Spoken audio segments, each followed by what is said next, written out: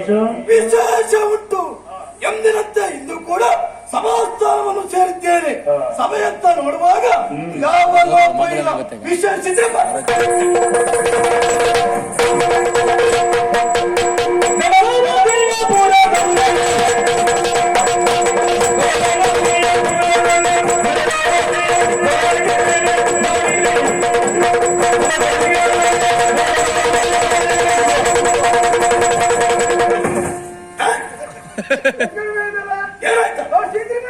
ಗೊತ್ತಾಯ್ತಲ್ಲ ನಿನಗೆ? ಒಂದಿಷ್ಟು ಮಾಡಿದ್ದೇನೆ. ನನ್ನ ಪರಿಚಯ ಆಯ್ತಾ ನಿಮಗೆ? ನನ್ನ ಪರಿಚಯ ಆಯ್ತಾ? ಯಾರು ನೀನು? ಬೇವರ್ಸಿ ಬಾ ಅಂತ ಹೇಳ್ತಿದ್ರಲ್ಲ ಯಾವಾಗ? ಬೇವನ್ನು ಅರಸಿ ಬಾ ಹಿಡಿದುಕೊಂಡು ಬಂದೆಯ? ಎಲ್ಲ ದೇಶಕ್ಕೆ ಹೋಗಿದ್ದೇನೆ. ಎಲ್ಲಿಗೆಲ್ಲ ಹೋಗಿದ್ಯಾ? ಅಂಗ ವಂಗ ಕಳಿಗ ಕಾಂಬೋಜ ಅಂಕಳ ಕುಂಕಳ ಮಣಿಪಾಲ್. ಅಲ್ಲಿಗೆ ಹೋದ್ರೆ ನೀನು ಸುಧಾರಣೆ ಆಗಿಲ್ವಾ? ಅಲ್ಲಪ್ಪ, ಮಣಿಪುರ ಯಲ್ಲಾಪುರವನ್ನು ಸುತ್ತಿ ಯಲ್ಲಾಪುರ ತಿರುಗಿದ್ಯಾ? ಎಲ್ಲ ಊರು ಹೋಗಿದ್ದೇನೆ. ಎಲ್ಲ ಕಡೆ ನಿಮ್ದ ಪ್ರಚಾರ.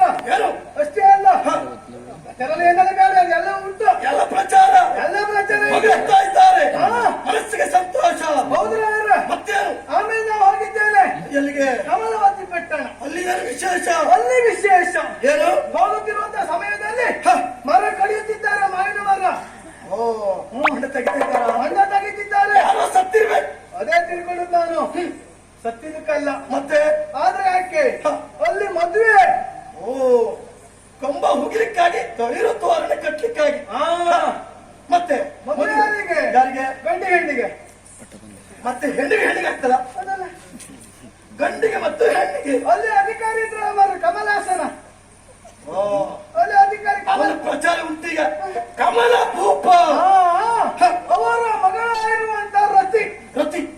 ಹುಡುಗ ಯಾರು? ಹುಡುಗ ಬೇರೆ ಯಾರಲ್ಲ, ಮತ್ತೆ ಆ ಕೃಷ್ಣನ ಮಗ ಮನ್ಮಥನಿಗೆ ಕೊಟ್ಟು ಮದುವೆ ಮಾಡಿಸ್ಲಿ ಬಿಡು. ಮಾಡಿಸ್ಲಿ ಬಿಡಿ. ಆದ್ರೆ ಸಮಸ್ಯೆ ಆದದ್ದೇನು? ಅಲ್ಲ, ಹೆಣ್ಣಿಗೆ ಗಂಡು ಹೌದು ಮದುವೆ ಆಗೋದು ಸ್ವಾಭಾವಿಕ. ಕೊಟ್ರೆ ಅಪರಾಧ ಏನು? ಅದೆಲ್ಲ ಒಂದು ಸ್ವಲ್ಪ ಸಮಸ್ಯೆ ಆದದ್ದು. ಏನು? ಕಮಲ ಗುಪ್ಪರಿಗೆ ನೀವೇನಾಗ್ಬೇಕು? ಸೋದರಳಿ ಆಗ್ಬೇಕು. ಸೋದರಳಿಯ ಸೋದರಳಿ ಆಗ್ಬೇಕು. ನೀವಿರುವಂತ ಸಮಯದಲ್ಲಿ ಇಷ್ಟು ಚಂದವಾಗಿದ್ದೀರಿ, ಅವನಿಗೆ ಕೊಟ್ಟು ಮದುವೆ ಮಾಡೋ ಸರಿಯಾ?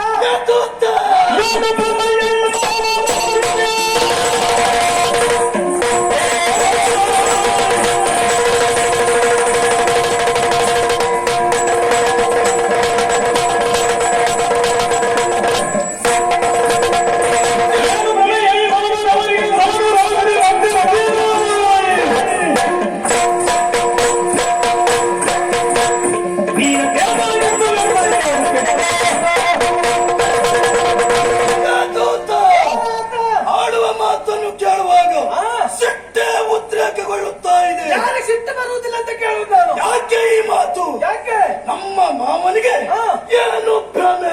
ಏನಾಗಿದೆ ಅವರಿಗೆ? ಇಲ್ಲದೆ ಹೋದೆ ಒಂದು ನಾಡಿನ ಅಧಿಕಾರಿಯಾಗಿ ಏನೂ ತಿಳಿದುಕೊಳ್ಳಿಲ್ಲ.